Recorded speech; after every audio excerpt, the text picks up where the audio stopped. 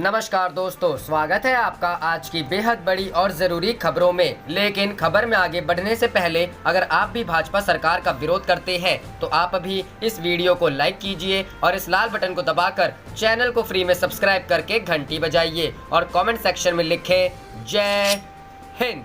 रुख करते हैं पहले खबर की तरफ। सरेंडर से पहले भाजपा नेता के संपर्क में था विकास दुबे, व्हाट्सएप चैट सामने आई। जी हां दोस्तों, मुख्य आरोपी व शिवली का डॉन नाम से कुख्यात विकास दुबे का यूपी एसटीएफ और पुलिस ने 10 जुलाई को एनकाउंटर में ढेर कर दिया था। विकास दुबे के एनकाउंटर में जाने के बाद उससे जुड़ी तमाम जानकारियां अब मीडिया के सामने आ रही हैं। इतना ही नहीं, विकास के वीडियो और ऑडियो भी सोशल मीडिया पर वायरल हो रहे हैं। हाल ही में विकास दुबे की एक व्हाट्सएप चैट सामने आई है। आइए जानते हैं क्या लिखा है उसमें। फरारी के बाद विकास ने भाजपा नेता से की थी बात। दरअसल 2 जुलाई की रात बिकरू गांव में हुए फरारी के बीच विकास दुबे ने कानपुर के बीजेपी नेता से बात की थी। न्यूज 18 की खबर के मुताबिक विकास दुबे और भाजपा नेता से बातचीत का ऑडियो और व्हाट्सएप चैटिंग सामने आई है, जिसमें विकास सरेंडर का इंतजाम करने के लिए भाजपा नेता से मदद मांग रहा है। नेता ने एसटीएफ को ये जानकारी दी थी। 20 लाख रुपए 4 जोड़ी वकीलों की पोशाक का इंतजाम करने को कहा। खबर के मुताबिक विकास दुबे ने 20 लाख रुपए 4 जोड़ी वकीलों की पोशाक और जूते का इंतजाम करने की गुजारिश की। यही नहीं, उसे सूट का साइज 40 नंबर तो जूतों का साइज 8 नंबर बताया।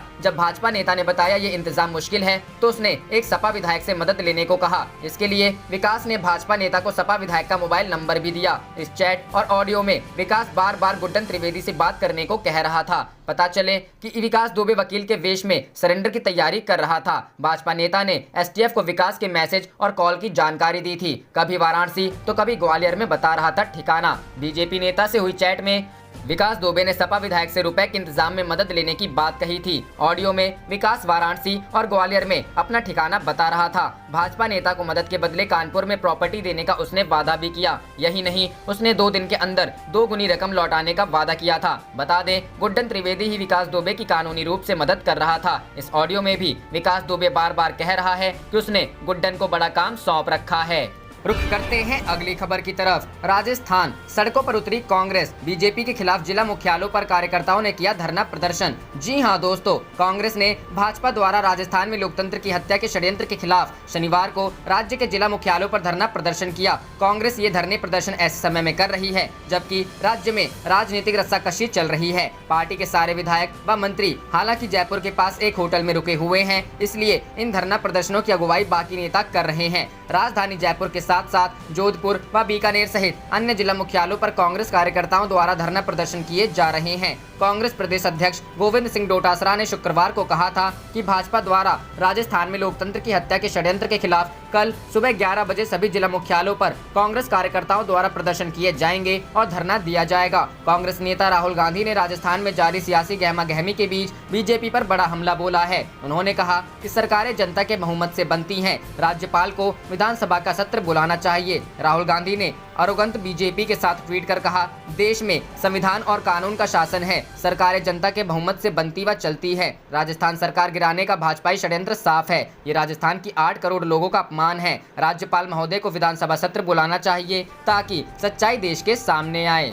रुख करते हैं अगली खबर की तरफ। राजस्थान सियासी घमासान। विधानसभा सत्र बुलाने को लेकर अशोक गहलोत ने राज्यपाल को 102 विधायकों की सौंपी सूची। कही ये बात। जी हां दोस्तों, राजस्थान में सियासी घमासान फिलहाल थमते हुए नजर नहीं आ रहा है। कांग्रेस और उसके समर्थक विधायकों ने शुक्रवार को राजभवन में 4 घंटे से अधिक समय तक धरना दिया। प्रदेश के मुख्यमंत्री अशोक गहलोत ने जल्द से जल्द विधानसभा सत्र बुलाने की मांग की। इस दौरान मुख्यमंत्री ने राज्यपाल को 102 विधायकों की सूची सौंपी, जिसमें उनसे सत्र बुलाने के लिए नई ओर से अनुरोध किया गया है। मुख्यमंत्री ने राज्यपाल कलराज मिश्रा के रुख पर बीजेपी की भूमिका पर आरोप लगाते हुए कहा कि हमने उनसे कल एक पत्र के जरिए सत्र बुलाने का अनुरोध किया था और हमने पूरी रात इंतजार किया, लेकिन कोई प्रतिक्रिया नहीं आई। हम अपना बहुमत साबित करने के लिए तैयार हैं। बीजेपी को इसका स्वागत करना चाहिए, लेकिन यहाँ यह उल्टी गंगा बह रही है। अशोक गहलोत ने कहा कि राज्य में उल्टी गंगा बह रही है, जहाँ सत्ता पक्ष खुद विधानसभा का सत्र बुलाना चाहती है और विपक्ष के नेता कह रहे हैं कि हम तो इसकी मांग नहीं कर रहे।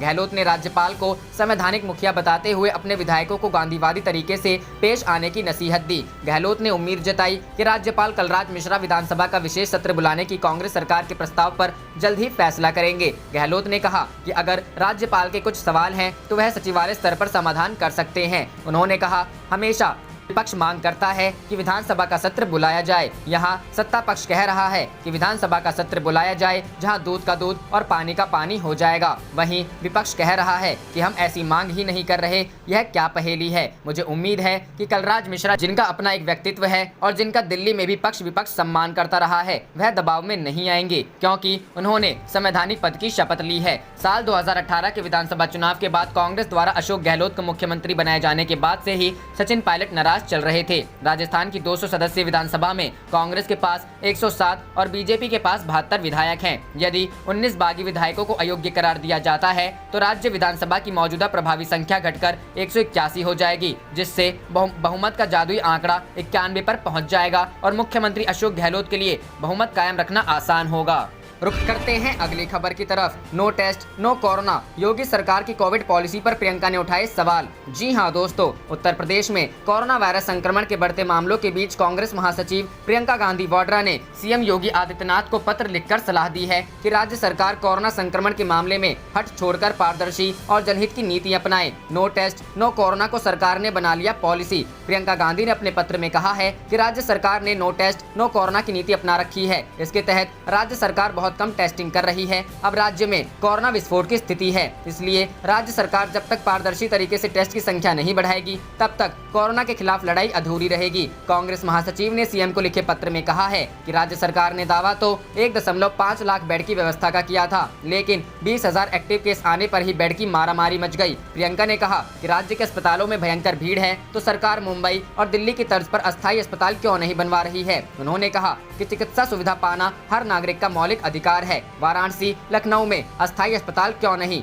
बनारस और लखनऊ का जिक्र करते हुए प्रियंका गांधी ने कहा कि पीएम नरेंद्र मोदी बनारस के सांसद हैं, राजनाथ सिंह लखनऊ से सांसद हैं, आखिर वाराणसी, लखनऊ, आगरा में अस्थायी अस्पताल क्यों नहीं खोले जा सकते हैं। प्रियंका गांधी ने ट्वीट किया, यूपी में कोरोना की रफ्तार बढ़ने के साथ साथ भयानक दिक्कतें सामने आ रही हैं। बेड की बड़ी किल्लत है, अस्पतालों के बाहर लंबी लाइन है, मौत के आंकड़े बढ़ रहे हैं। कानपुर, लखनऊ, गोरखपुर, वाराणसी से बेदहाली की खबरें हैं। मैंने सीएम साहब को पत्र लिखकर कुछ सकारात्मक सुझाव दिए हैं। यूपी सरकार को हट छोड़कर एक पारदर्शी और जनहित वाली नीति अपनाने की जरूरत है। प्रियंका गांधी ने कहा कि योगी सरकार उनके सुझावों को राजनीतिक दृष्टिकोण से लेते हैं। ऐसा उन्हें तभी लग गया था जब उन्होंने पैदल घर जा रहे मजदूरों के लिए बस मुहैया कराने का इंतजाम किया था। प्रियंका ने कहा कि वे सियासत से इतर योगी आदित्यनाथ को विश्वास दिलाना चाहती हैं कि यूपी की जनता के स्वास्थ्य और जीवन की रक्षा इस समय उनकी सबसे बड़ी भावना है।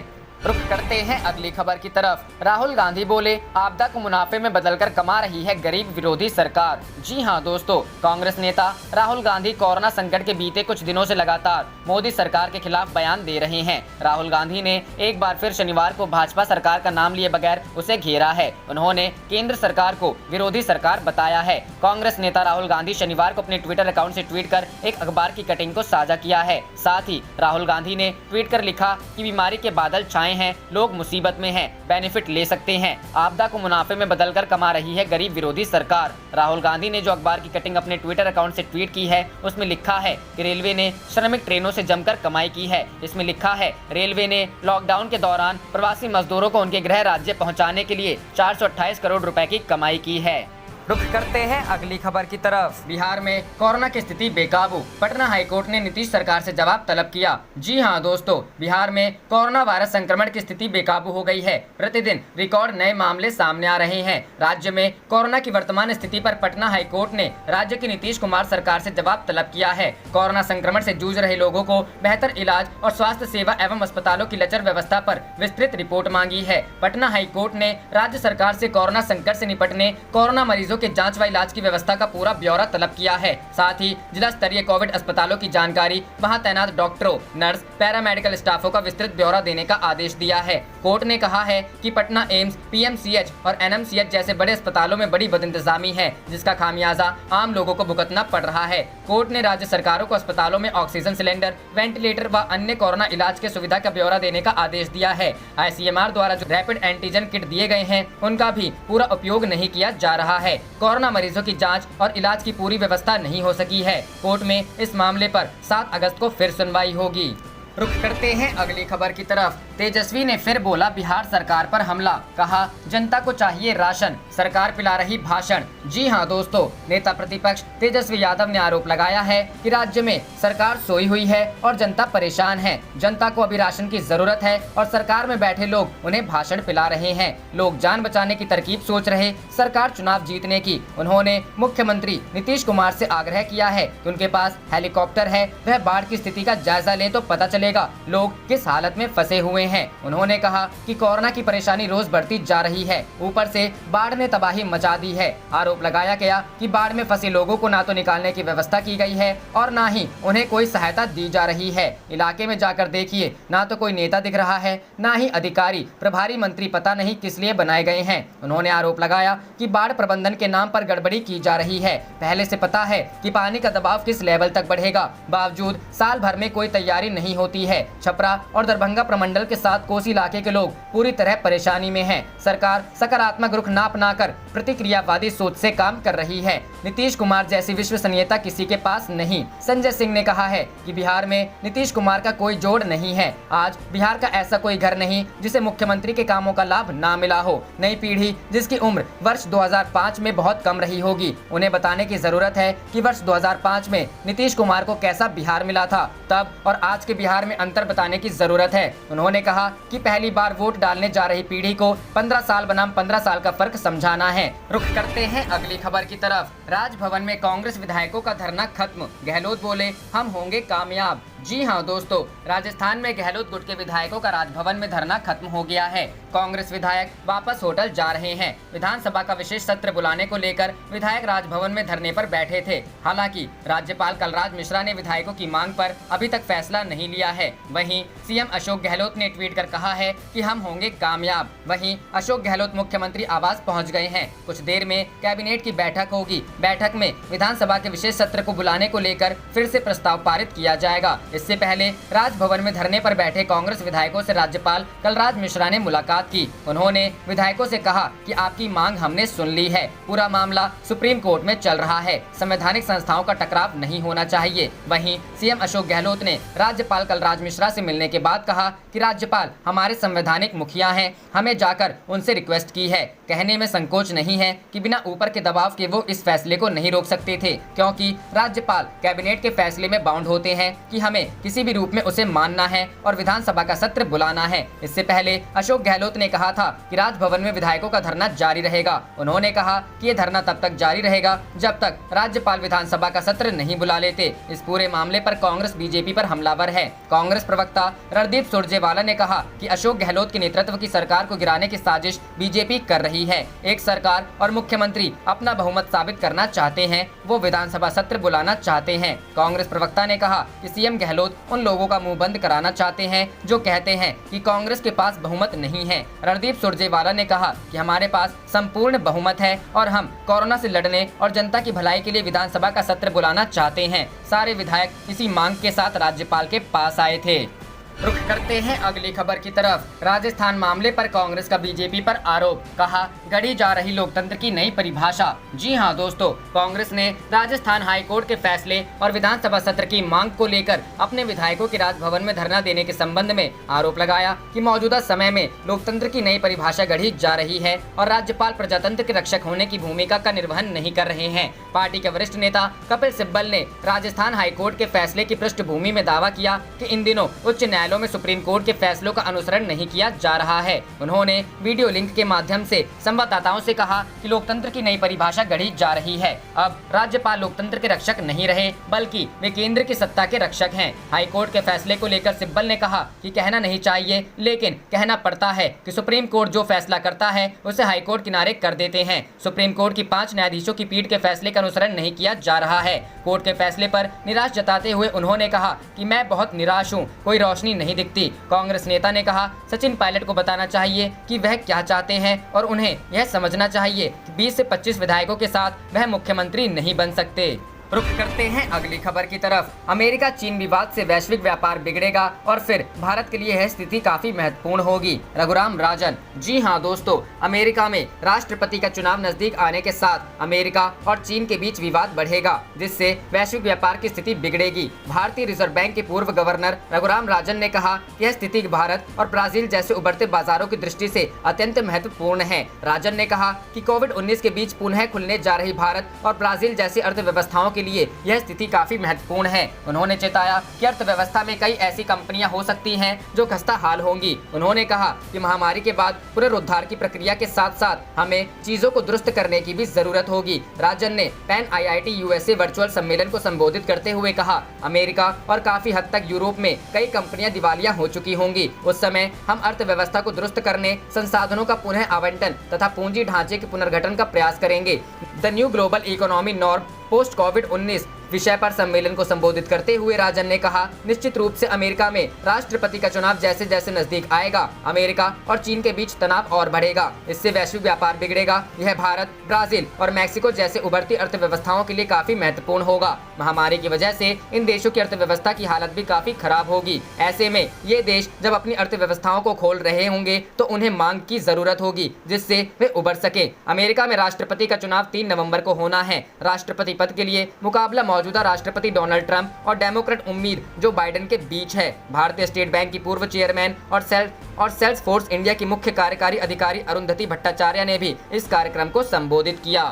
रुख करते हैं अगली खबर की तरफ। राजस्थान की लड़ाई दिल्ली ले जाने की तैयारी में गहलोत, राष्ट्रपति के सामने लगाएंगे गुहार। जी हां दोस्तों, कांग्रेस राजस्थान की लड़ाई जयपुर से दिल्ली ले जाने की तैयारी में है। शुक्रवार को राजभवन में गहलोत गुट के विधायकों के धरना देने के बावजूद अगर लगता है कि उनकी मांग की अनदेखी हो रही है तो फिर कांग्रेस दिल्ली का रुख करेगी। मुख्यमंत्री अशोक गहलोत और उनका खेमा राष्ट्रपति रामनाथ कोविंद के समक्ष गुहार लगाएगा। इसके साथ ही गहलोत गुट के विधायकों की सड़क पर भी उतरने की प्लानिंग है। बता दें कि राजस्थान हाईकोर्ट से हाथ लगने के बाद गहलोत गुट के विधायक राजभवन पहुंचे हैं। सीएम अशोक गहलोत और उनके खेमे की मांग है कि राज्यपाल विधानसभा का सत्र बुलाएं। राज्यपाल कलराज मिश्रा ने राजभवन पहुंचे गहलोत गुट के विधायकों से मुलाकात भी की। कलराज मिश्रा ने कहा कि आपकी मांग हमने सुन ली है, पूरा मामला सुप्रीम कोर्ट में चल रहा है, संवैधानिक संस्थाओं का टकराव नहीं होना चाहिए। कलराज मिश्रा ने कहा कि विचार विमर्श के लिए वक्त चाहिए। इससे पहले राजभवन परिसर में कांग्रेस विधायकों ने नारेबाजी की। कांग्रेस विधायकों ने अशोक गहलोत के समर्थन में नारे लगाए। वहीं गहलोत सरकार का कहना है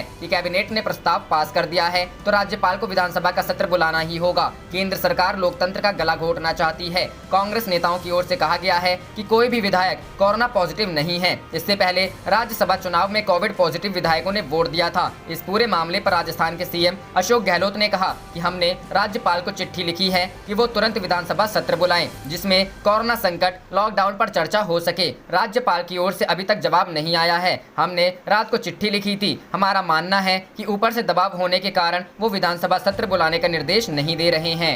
रुख करते हैं अगली खबर की तरफ। जय शिवाजी नारे पर सियासत तेज, शिवसेना एनसीपी ने बीजेपी के खिलाफ खोला मोर्चा। जी हां दोस्तों, महाराष्ट्र में शिवाजी पर एक बार फिर सियासत तेज हो गई है। राज्यसभा सदस्यों के शपथ ग्रहण समारोह के दौरान सांसद उदय नाराजे भोसले द्वारा लगाए गए जय भवानी जय शिवाजी के नारे को उपराष्ट्रपति वेंकैया नायडू द्वारा सदन की कार्यवाही से हटाने को लेकर राजनीतिक में विवाद खड़ा हो गया है। छत्रपति शिवाजी महाराज का अपमान बताते हुए शिवसेना और एनसीपी ने बीजेपी के खिलाफ मोर्चा खोल दिया है। साथ ही संभाजी राजे ब्रिगेड सड़क पर उतरकर प्रदर्शन कर रही है। शिवाजी महाराज के 17वें वंशज और बीजेपी सांसद उदय नाराजे भोसले ने शपथ ग्रहण के दौरान जय भवानी जय शिवाजी नारा लगाया था। उनके यह नारा लगाते ही कुछ विपक्षी सदस्यों ने इस पर आपत्ति उठाई, जिसके बाद उपराष्ट्रपति वेंकैया नायडू ने यह कहते हुए इन नारों को सदन की कार्रवाई से हटाने का निर्णय किया कि शपथ ग्रहण के साथ कोई और शब्द जोड़ा जाना संविधान सम्मत नहीं है। जय शिवाजी का नारे को हटाने के घटनाक्रम को लेकर महाराष्ट्र में राजनीतिक रंग दिया जा रहा है। एक तरफ उपराष्ट्रपति वेंकैया नायडू पर निशाना साधा जा रहा है तो दूसरी तरफ बीजेपी सांसद उदय नाराजे भोसले को भी घेरने का प्रयास हो रहा है। शिवसेना सांसद संजय राउत ने ट्वीट कर छत्रपति शिवाजी महाराज के अपमान का मुद्दा उठाया। उन्होंने कहा कि इस बात पर प्रमाण पत्र जारी करेगा कि शिवाजी महाराज वंशज का दिल्ली में अपमान किया गया है। बीजेपी चुप है। संजय राउत ने आज तक से बातचीत करते हुए उदय नाराजे की चुप्पी पर सवाल उठाया। राउत आपने कहा कि उन्हें लगता है कि शिवाजी महाराज का अपमान नहीं किया गया। हालांकि एक बात साफ कर दूं कि शिवाजी सिर्फ उनके ही नहीं बल्कि पूरे महाराष्ट्र और देश के हैं। जय भवानी जय शिवाजी का नारा वंदे मातरम की तरह ही महत्वपूर्ण है। नायडू सही हैं जब नियमों और प्रथाओं के बारे में बात करते हैं, लेकिन कुछ नाम इससे परे हैं। शरद पवार की पार्टी एनसीपी ने भी शिवाजी महाराज को लेकर बीजेपी पर निशाना साधा शुरू कर दिया। एनसीपी उसके कार्यकर्ताओं ने उपराष्ट्रपति वेंकैया नायडू को जय भवानी जय शिवाजी लिखे पोस्ट कार्ड भेजने शुरू कर दिए हैं। रुख करते हैं अगली खबर की तरफ। शिवराज सरकार पर कमलनाथ का तीखा हमला, झूठे सपने दिखाकर मध्य प्रदेश को गर्त की ओर न ले जाएं। जी हां दोस्तों,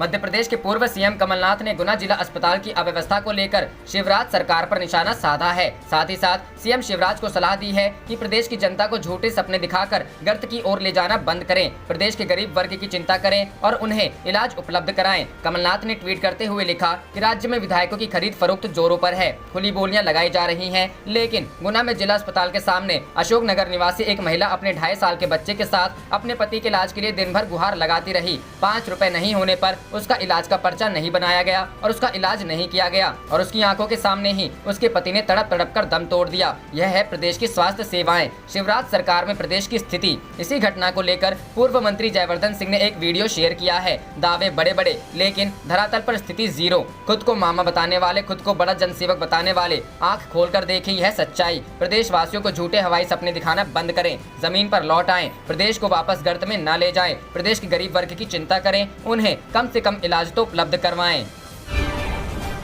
आप देख रहे थे आपका अपना चैनल जय हिंद जय भारत।